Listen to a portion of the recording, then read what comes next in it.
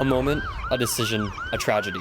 The consequences of DUIs affect so much more than one person in life, and sometimes it's hard to put that into a realistic perspective. Students were able to view a physical reenactment of an actual DUI incident to show the repercussions of these horrible events.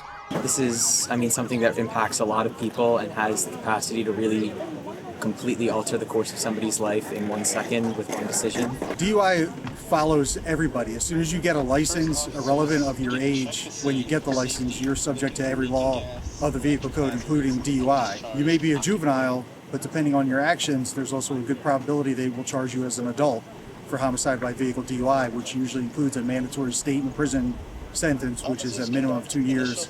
A lapse in judgment, such as driving under the influence, can lead to sometimes tragic and just awful outcomes.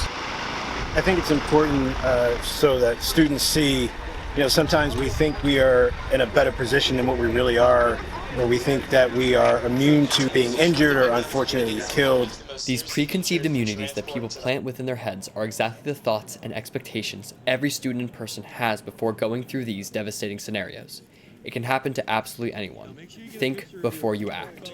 Reporting for North Penn Television, I'm Jaden Phelps.